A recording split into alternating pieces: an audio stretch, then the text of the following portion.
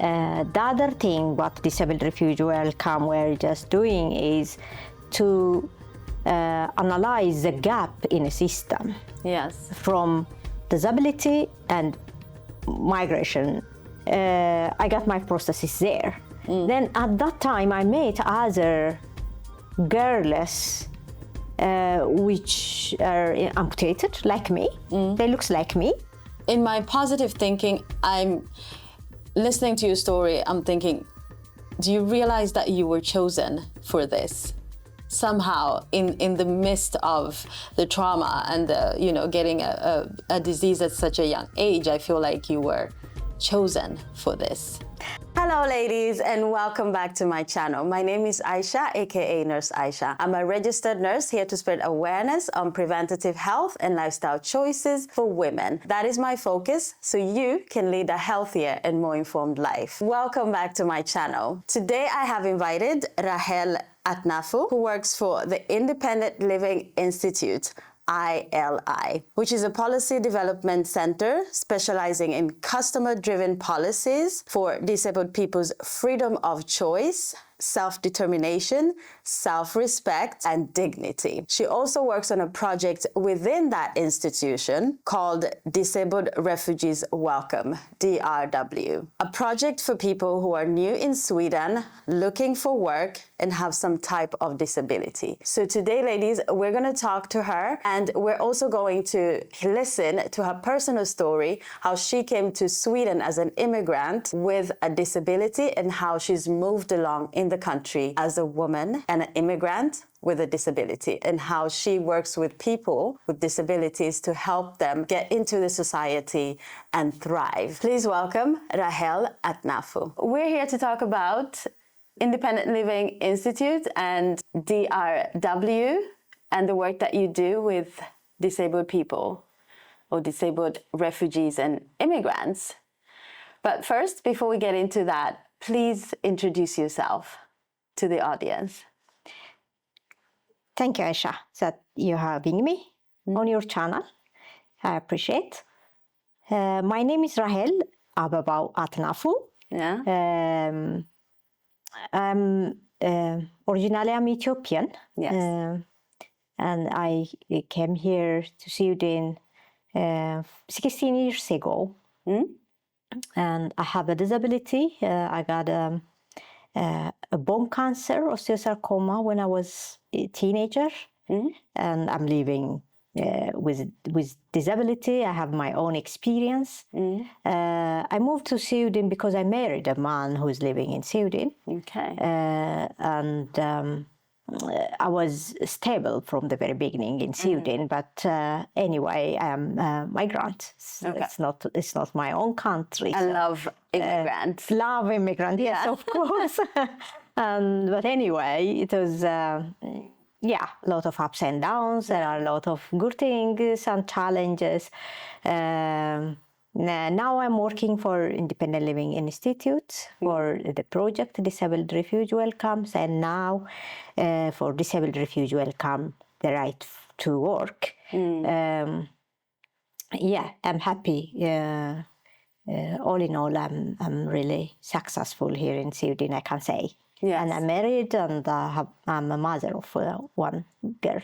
Yeah. Okay. And you chose this work, obviously, because you have personal experience. So tell us about the institute that you work for and how you came across that work. Of course, after I moved to Sweden, the challenge to get a job, it wasn't an easy matter. It was... I was waiting for years to get a job what I liked. This job what I'm doing is very much similar that the job I was working in my country. Yeah. I was a peer counselor, disability advocate, activist, and I was involved in the movement of disability in my own country. Yeah. And I was very engaged, and that was one of the cases that I got my husband. It's a long story anyway. It's like that's how you met him. Yeah, how I met him. Yeah. Okay. But as I said, after I moved to Sweden, it's very, very challenging to get a job. And one day, I see the announcement from the Independent Living Institute. They were searching for a field worker for the project Disability Refugee Welcome. And so I see the requirements. Then I said, this is my job. Okay. Then I applied and just go through different interviews and so on. So I got the job. Yes. And it's very relevant to my own experience and my own philosophy as a person with disability. And as I am also a migrant, even though I'm an immigrant, even though I didn't go through these asylum seekers processes. But anyway, I'm also a newcomer from other countries, so I have my own experience about that. So I thought I would be successful in the job from the very beginning, and I think I was. So tell us more about the Institute and what they do, because it's a very specific philosophy, like you said, and what the founder had also an disability. Yes, of course. Yeah, independent living itself is a philosophy and then a movement at international level, and it has 3 pillars: self-determination, equal opportunity, and dignity. It's all about having a control on our lives. Otherwise, it doesn't mean that when we say independent living, it doesn't mean that we have to live separately. But it means it's more of just the power. It's about the power, our own power on our own life. Like anybody else. Like to decide on how to live. And how to control our economy, how to choose how to live, to start a family, to study or not, or to work and so on, and where to live, how to live. And when you say we, you mean we persons with disabilities. Yes, because that's not always determined, or that's not always the case, that you can be independent and free will to decide where to live, how to start a family, and all of that. It's not usually. It's not on the reality on the ground. It's not like that. Usually we don't get that opportunity and choice. And that's because of discrimination. Because of how disabilities affects how disability is understood by the decision makers or the community, society. So that's what we mean when we say independent living. And as I said, independent living is an international movement. It's Adolf Ratzka who bring this philosophy to Sweden. It's him who introduced this independent living to Sweden. It's about 30 years ago.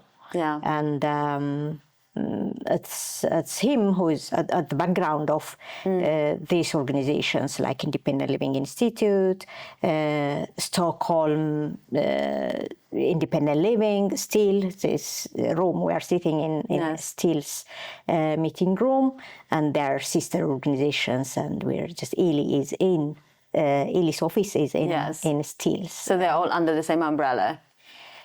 I cannot say umbrella, but traditionally they're sister organizations, and it's a big bondage because we're working for the same, based on the same philosophy.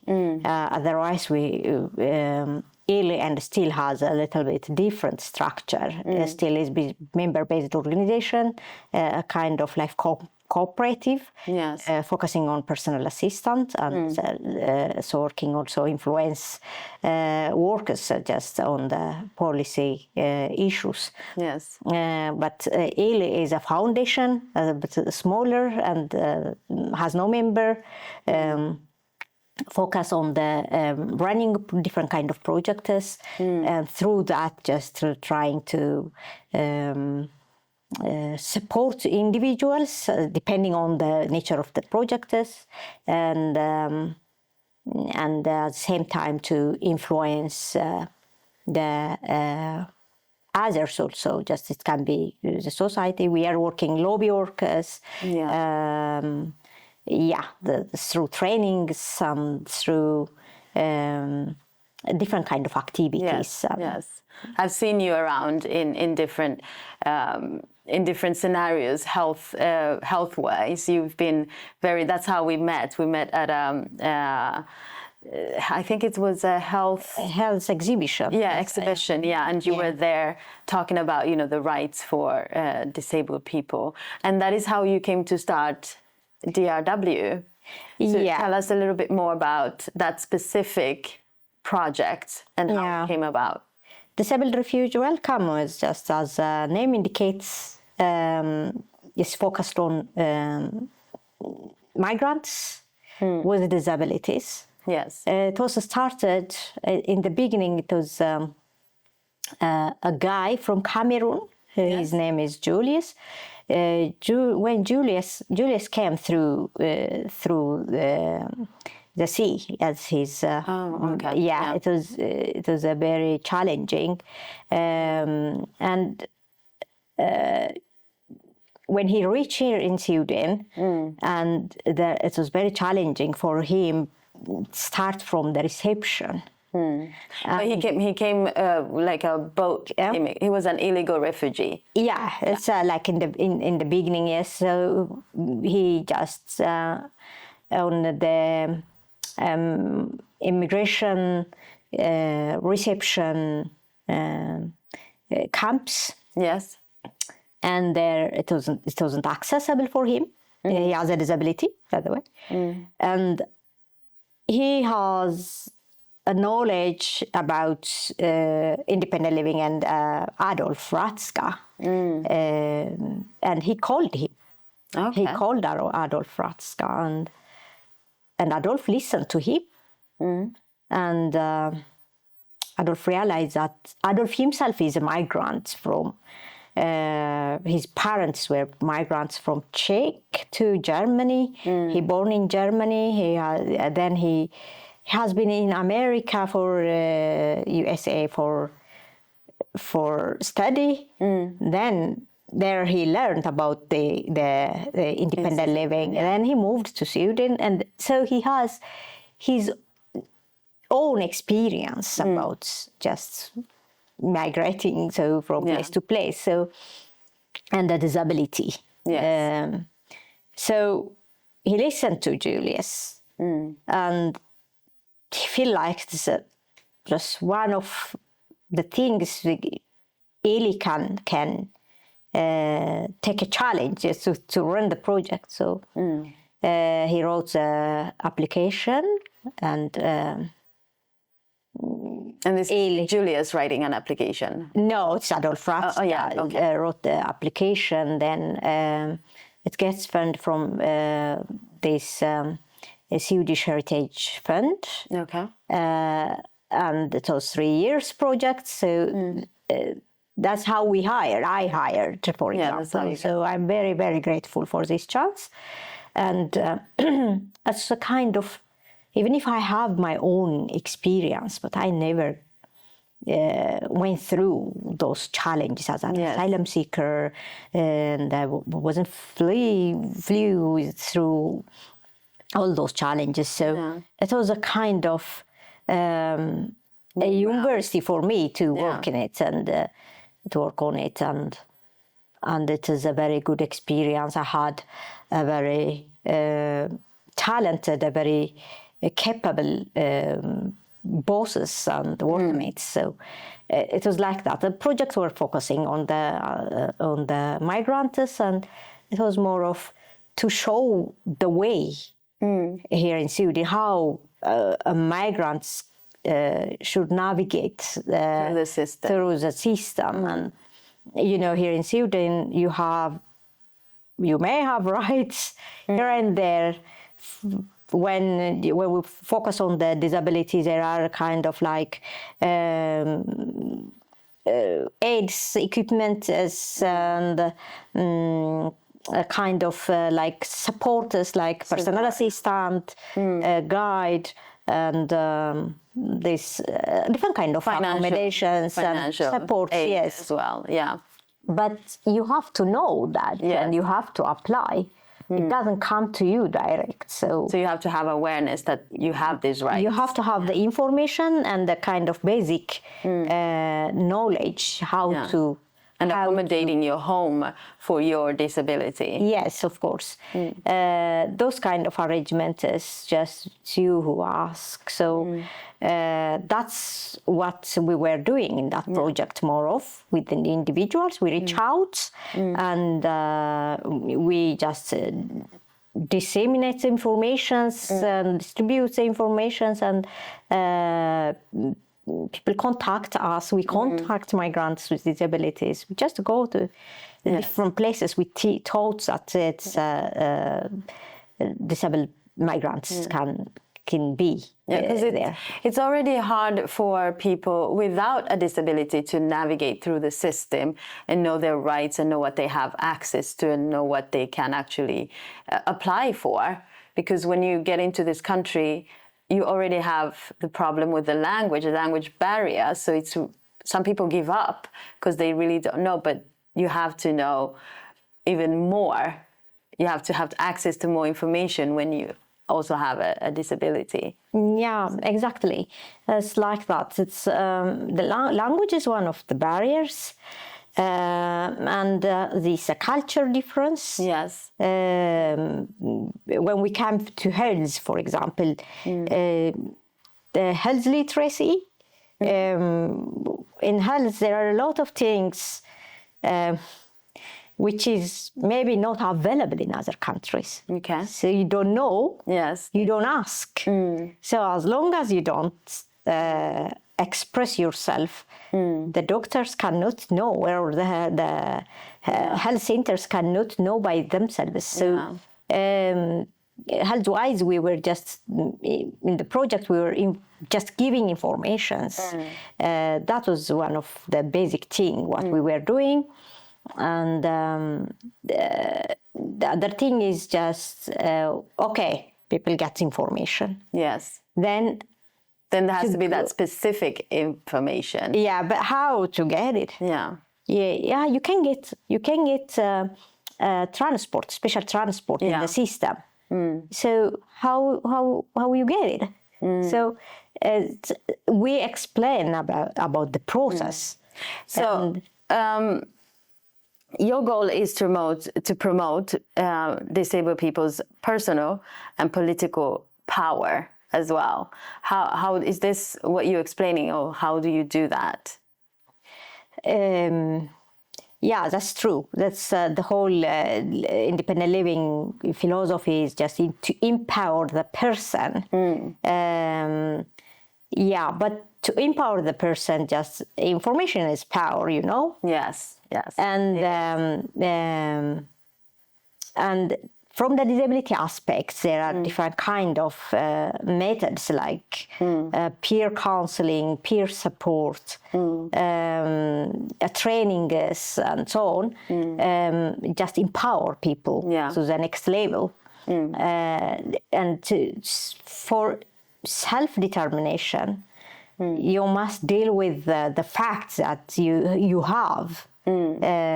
What's disability mean? Yes. Which, I mean, the philosophy of independent living, or the disability current philosophy. Disability, what's the disability?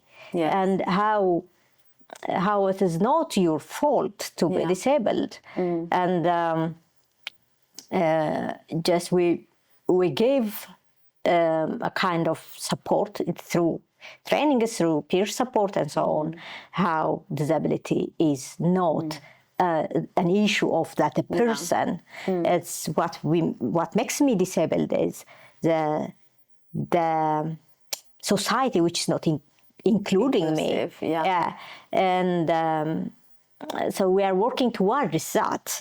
So when people realize that, they were going to be powerful, very powerful. Then they start to think, aha, I have this right, that right. I'll get it this way, that way. Because a lot of people maybe come here and, just like you said, think that disability is their fault, and there's a lot of shame attached to it, and then there's a lot of not knowing what you can actually be capable of.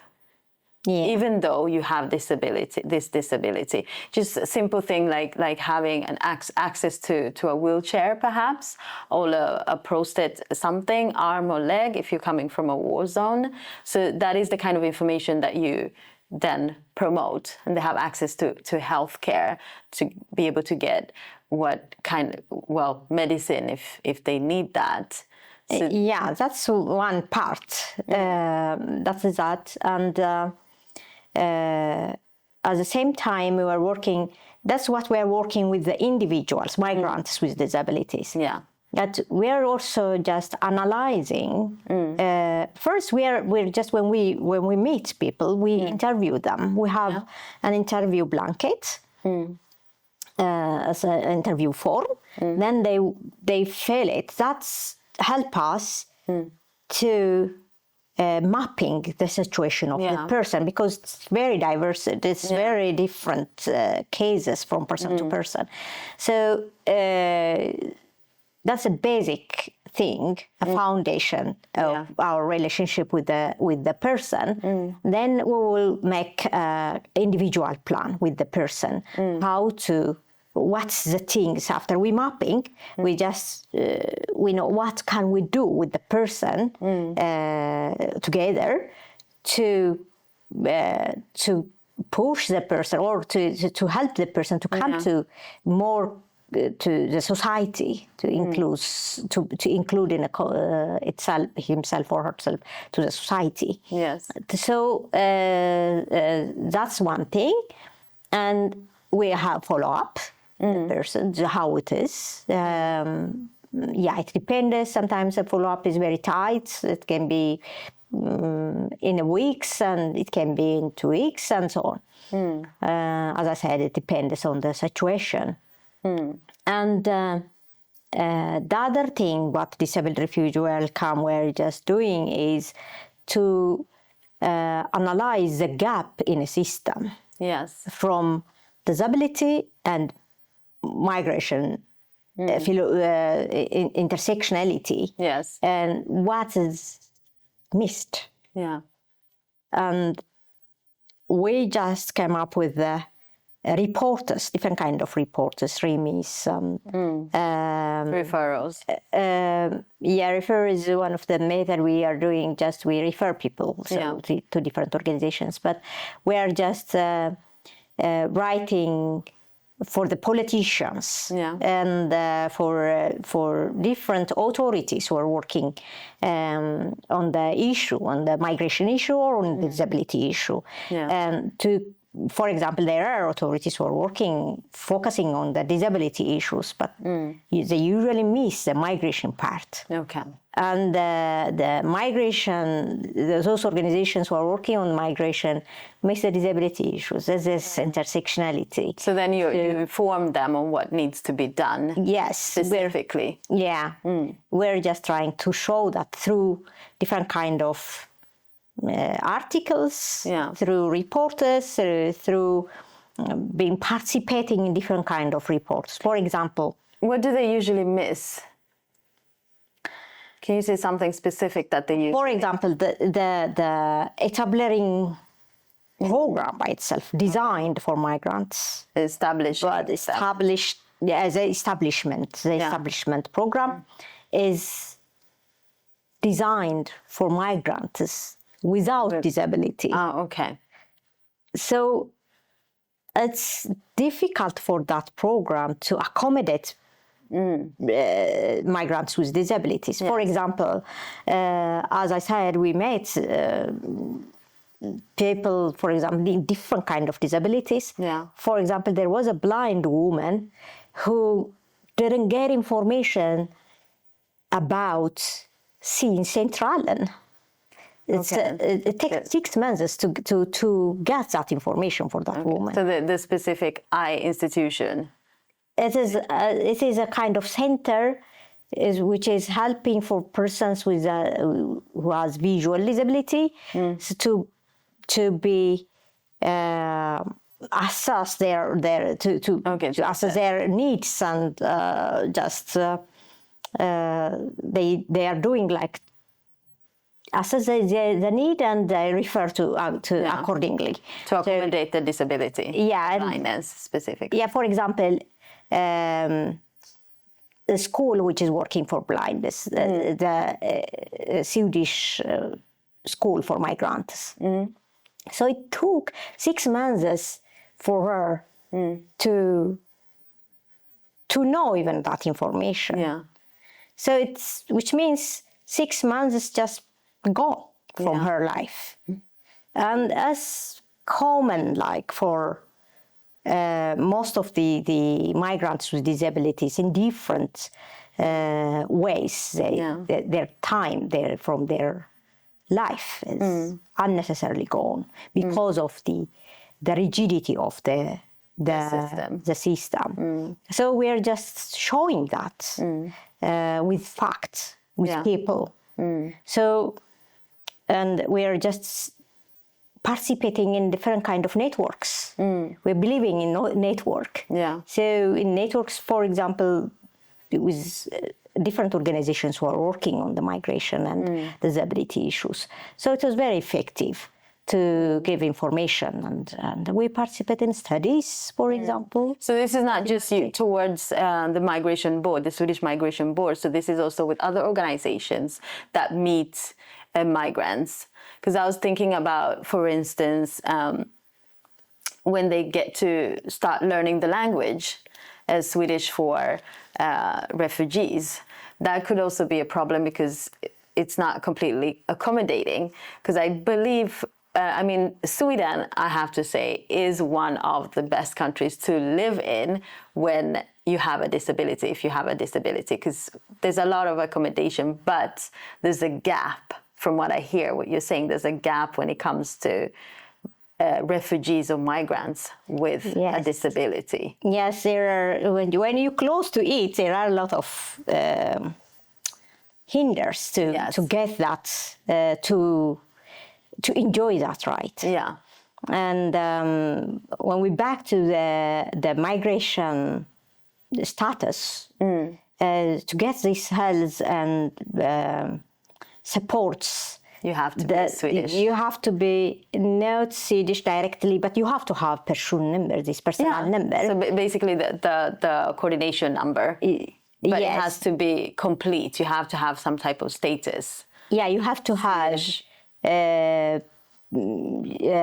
permit. Yeah. Yeah, so in between there, before you get the permit and you're still a refugee, you're still an alien, so to say, there's a big gap. Yeah, and so you cannot get just those supporters and benefits.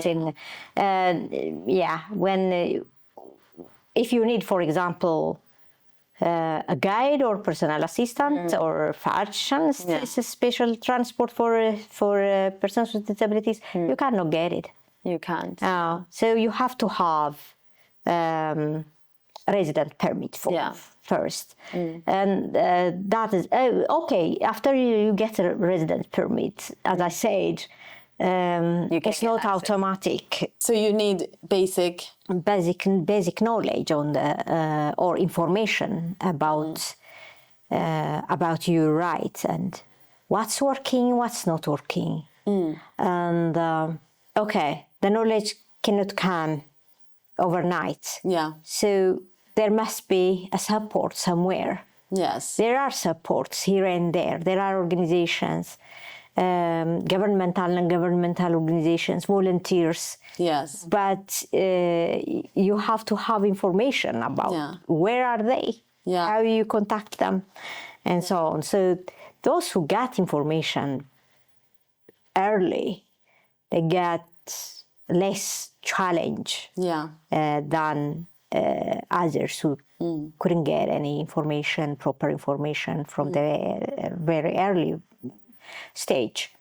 Some people come, I think we in the healthcare workers give a lot of information, but usually maybe we don't have the complete picture on where you can turn, and obviously we don't have enough time to sit and assess everyone and what type of help they need, and some of them don't even disclose the challenges, social challenges that they have, and we focus only on the disability, on the disease, on the health care that they might need, and then that's where then we're limited. We can't go any further. So that's why it's important that you guys are here. Yes, of course. Health center workers there. It can be the doctors, the nurses, those who are guiding, physiotherapists, and all those are occupational therapists and so on. They may have, it differs from the person to person. Some has very good information and knowledge and passion to search proper, to be engaged in the migration issue and to think from migration perspective as well. And in that case, it can be the support or the service from the health center can be more effective. Otherwise, mostly what we observe from our project participants are the communication is really challenging always. For example, everyone has a right for translators. Yes. And the health centers book that when they decide to meet the patient or the person with disability. But it's not the other way around. If that person wants to communicate with his doctor or nurse or something, it's not easy. That person cannot get it translated. So the person must come through you. Through us, if that person has information about us. So you offer that service as well to be of course. To be the bridge between. Yes, of course. So to health centers, to authorities, to arbetsförmedlingen, for example, communes, and to schools, and to different kind of connections that they need. We are trying to make the communication easier. That's great. That's really when we come to what I want to say now, because your channel is focusing on the health, and even we're just trying to give advice on prevention, for example, for stress trauma. So and maybe not only prevention, but some people, most of the participants we met has went through different kind of challenges and traumatic situations. So they are just living with PTSD, post-traumatic syndrome or disorder. So it's not just the disability.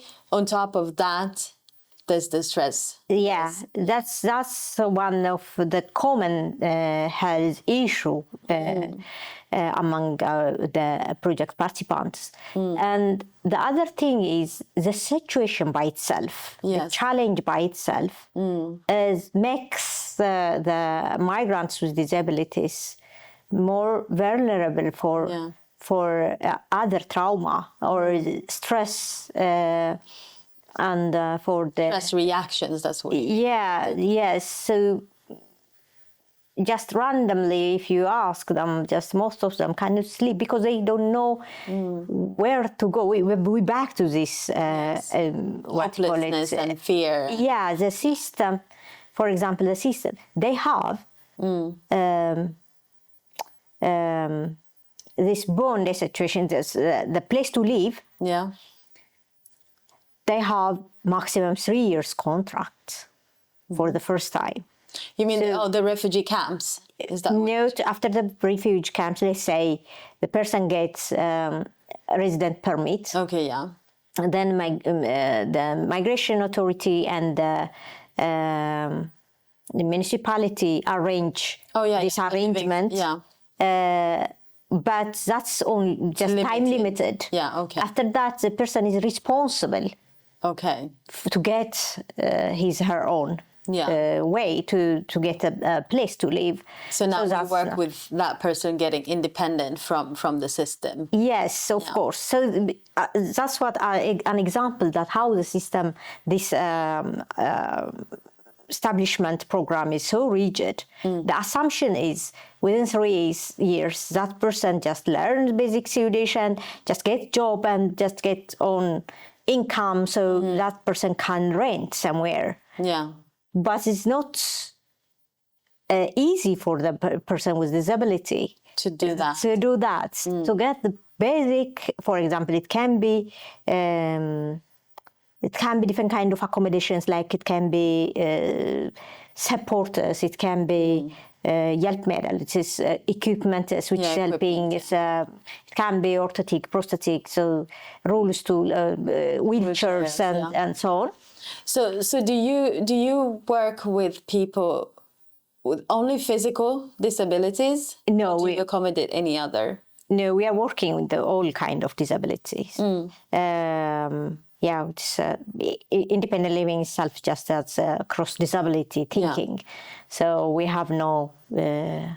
Because some people could come here and get diagnosed with other types of what I usually call disabilities that are not visual, like neuro diseases, like autism or something like that they've lived with and accommodated, but never really got diagnosed. And when it's diagnosed here, then you can also acknowledge. Yes, of course. Yeah. As long as a person believes that person has a disability, we accept it. Not our agenda to dwell with that. Because a lot of, I'm thinking specifically with families that come here and have probably not acknowledged their children, young children with disabilities of different types. Yes. Or maybe have get a child with a disability when they're already here. Yeah. That could be. That's one of the common things. Parents think that maybe the child had this ADHD, but the parents think that it's the child is undisciplined. So those things are really common, and even adults are living with PTSD, but they don't know. Can give you an example. One time on the previous project with Disabled Refugee Welcome, we have a team day about PTSD. We invite a woman who's a specialist on that, and we gather the project participants, and she was explaining what PTSD is, how it's about the symptoms. Then people start to say that, okay, that's me. Yeah. I have PTSD. What is it? Is there any medicine for it? Is there any treatment for that? Yeah, that's Because usually people accommodate, they just accept, and then they live in denial, also in silence. Like I usually say, maybe suffer in silence. yes, maybe there are several reasons. One is just because of this health literacy that I mentioned previously.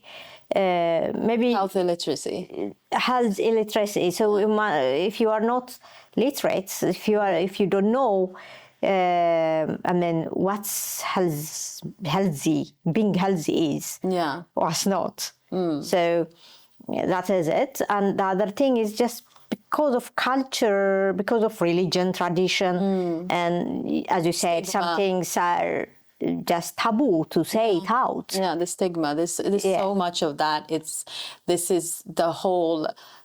This is why I started Nurse Aisha, because there's so much stigma in so many conditions, so many situations and then there's so much acceptance and normalizing of diseases and conditions that is just not okay. Yeah. So, yeah. Yeah, most of our participants, when we meet them, they were really quiet, silent, feel shy. So through time, most of them became now independent, confident. Yeah. So that's really what we have seen. So why is this initiative really important for refugees and immigrants? Like, what is the core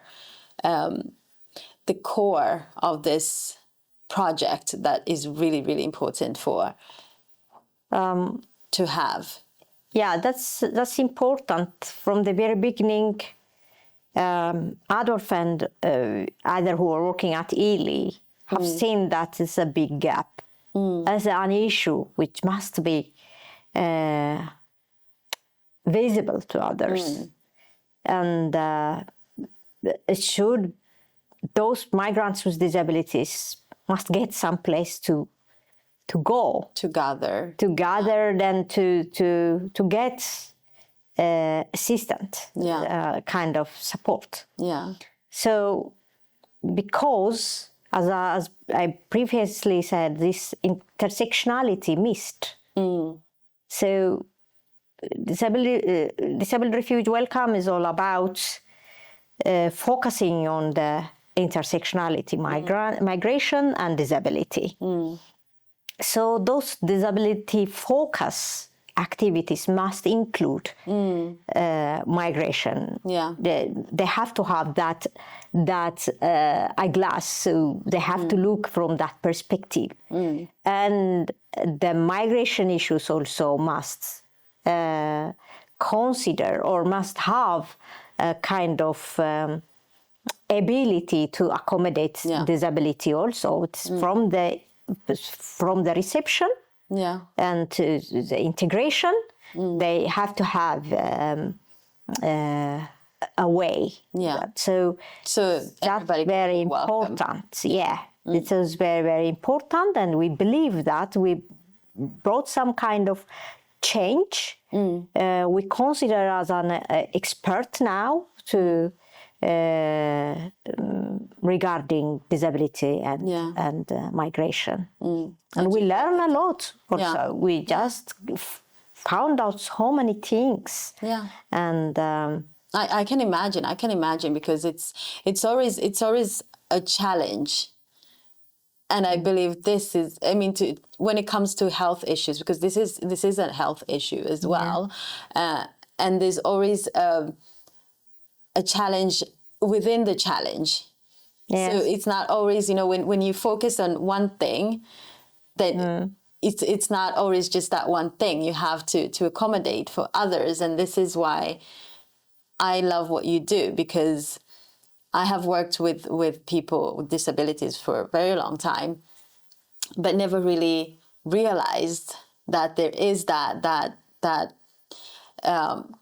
issue with being someone with a disability. I've realized that there's a lot of refugees and immigrants with disabilities, but you just take it for granted that they're accommodated for, because the system here accommodates very much for people with disabilities. But when I met you and you talked about the challenges that you face, it got me thinking, and I thought, let's talk more about this. Oh. So you have your own personal story all the way from Ethiopia, and you also are an advocate specifically for people that speak your language from Ethiopia and beyond. Tell us a little bit more about that. Yeah, as I said previously, I just got disability when I was 15. And since that time, I was engaged. It was immediate after I just became active in disability movement in my country. This is before you got sick. No, it's immediate after. Yeah, okay. It's not even a year after I get disability. It was like this. I got a cancer. They were supposed to amputate my leg, and I need a prosthesis. So to get a better prosthesis, I born in Addis. I grew up in Addis, and me and my family were living in Addis Ababa, in capital city of Ethiopia. Yeah. And at that time, there was a civil war in Ethiopia, and there were a lot of soldiers just who lose their limbs. So there was a long queue to get a prosthesis, and they're prioritized after some because they were fighting for the country. Yeah, so they're first degree citizens. So I am not. So because I need it quickly, we don't want to wait. And the other information what my father gave is at that time what he got is there was a good workshop there in region. It's called Harar, and we went there. So I got my prosthesis there. Then at that time I met other girls which are amputated like me. They look like me. Other young girls. Young girls and similar to my age. And they were really with their disability for just longer time than me. So they already accepted. And I was, until that moment, never accept that my disability. I just in the confusion stage. And I see the first time the amputee girl, were just playing volleyball and more confident, just welcoming me. So I was just happy. From that moment, I don't know about peer support. They don't know about peer support, but it was a peer support. Yeah. So from that moment, I throw out my pajama, I just change my normal clothes, and I just accept. It was like switching a light for me. So before that, there was a lot of things. My parents do, and the hospital tried. Counselors were there, and they came with their 2 legs and so on. I never accept them. So then I engaged with the movement immediately, and the physical association, the National Association for Physically Disabled, started at that time, and I was in a youth camp at that time, and it was really good in my life. I started activism from that moment, and I was working in the different disability organizations, among others, and for the associations voluntarily, and just focusing on the women with disabilities. One of the founders of the National Association for Women with Disabilities.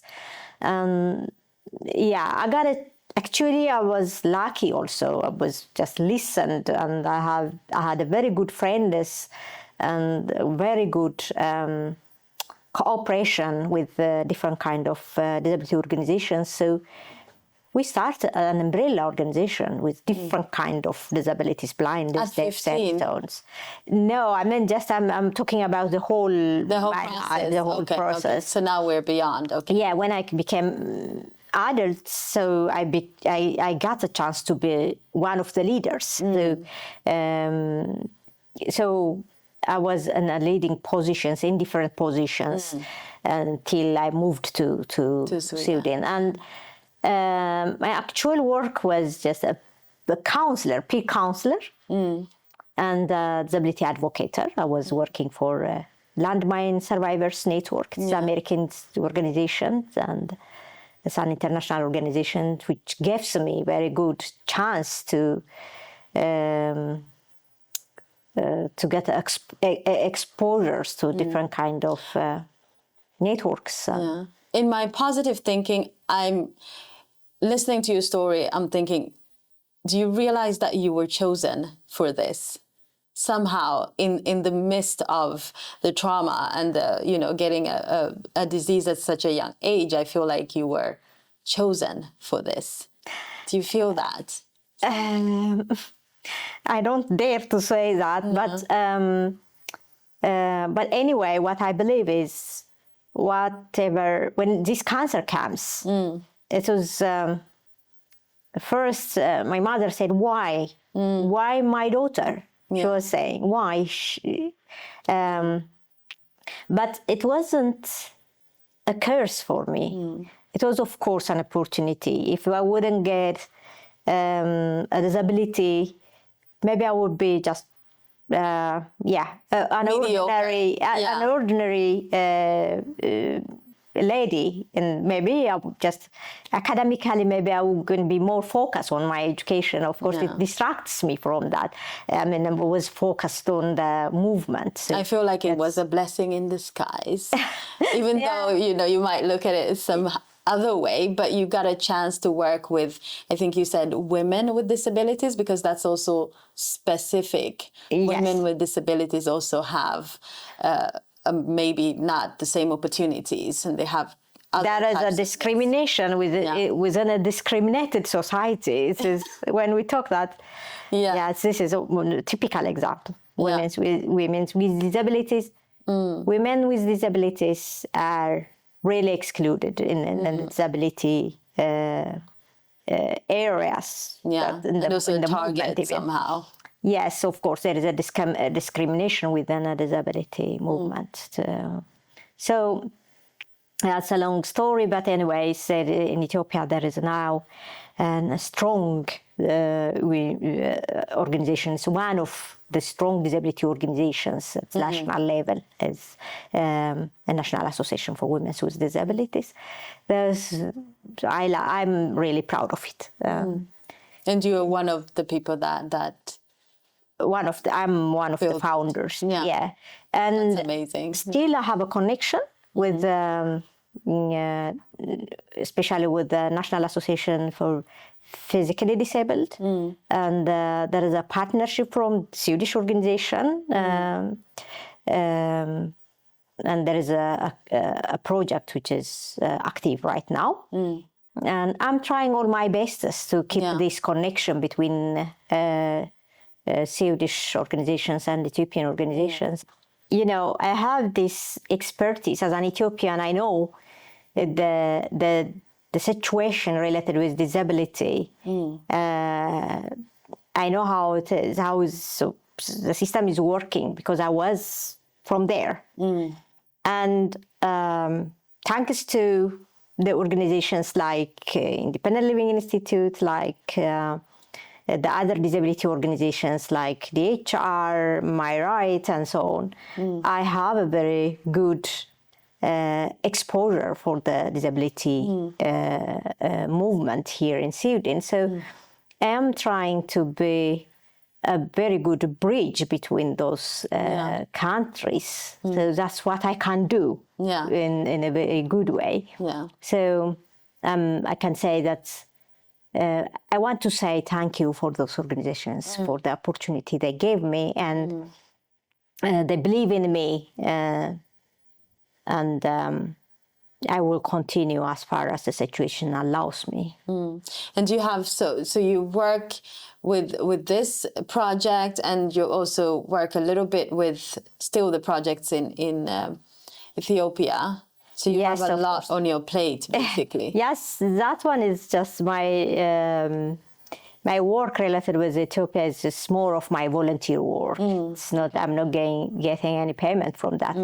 But you still are doing some satisfaction. type of work. Yes, of course. But my organization, Independent Living Institute, allows me to when, for example, when I have to travel to Ethiopia and so on. To be flexible. Yeah, it is very flexible work, and I like the work what I'm doing here in at Ely in the projects Disabled Refuge Welcome. Then after that, in the project Disabled Refuge Welcome, the Right to Work, and now this project is almost finishing. It's end of March. We're gonna finish. Then we're gonna continue for work.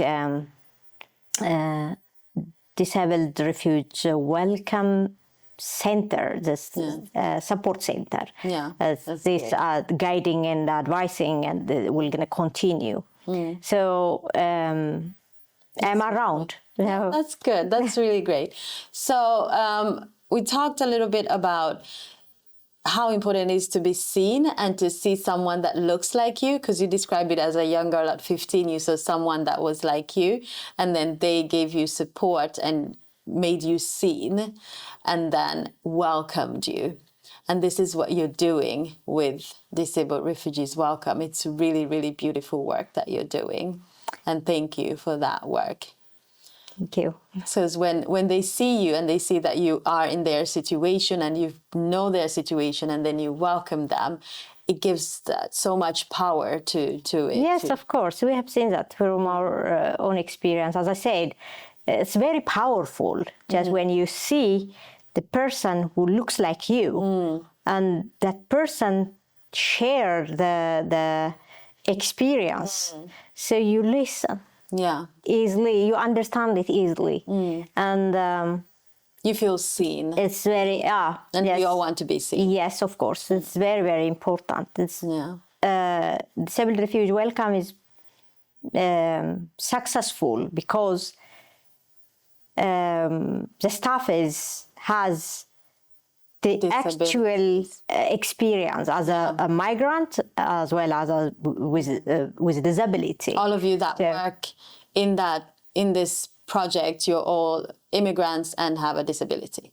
Yes, of course. The most of us had either just a disability and migration background, and both of that from different countries. That's great. So wrapping up, I want to say thank you, and I want to ask you, how can people contact you? We are just existing here in Fashta. But you have we have website. Our office, and we have a website. The necessary information is available on the website, disabledrefugewelcome.se is the basic website, and there is information on that. I want to say that we have a different kind of materials about migration and disabilities. Yeah, in different languages. In different languages as well. So, people can go to our website and look what we have.